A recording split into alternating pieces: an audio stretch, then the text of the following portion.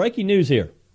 As a New York appeals court on Monday, just earlier today, as I mentioned earlier, Donald Trump has been in court. It's been one of those Mondays. Temporarily, they have stopped the clock from the enforcement of this $464 million judgment. They're saying that if the Trump organization and top executives within 10 days can post a $175 million bond, then it will take care of things. For now. The pause comes after Trump's lawyers admitted last week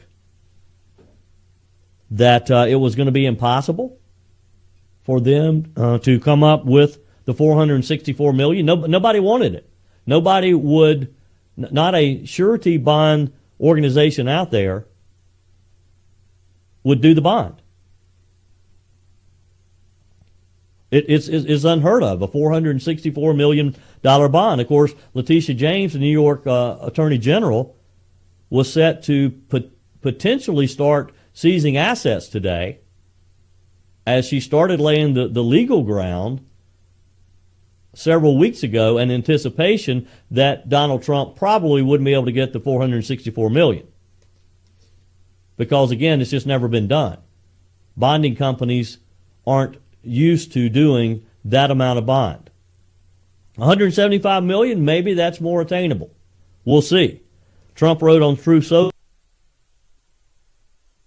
$500 million in cash and told state lawyers last year in depositions he had substantially in excess of $400 million in cash as well. But on top of the $91 million appeal bond, Trump was also recently forced to pay to writer E. Jean Carroll's defamation case. Those figures, according to some of his critics, fall a little short of what he may actually have. Trump's lawyers asked the court to accept a $100 million bond, of course, less than a quarter of the $454 that was first suggested by the court. Again, this is just an example of this rogue judge and this rogue attorney general trying to destroy and trying to bankrupt, literally, the Trump. If you've ever been to New York and you've walked around Manhattan, you see Trump buildings everywhere.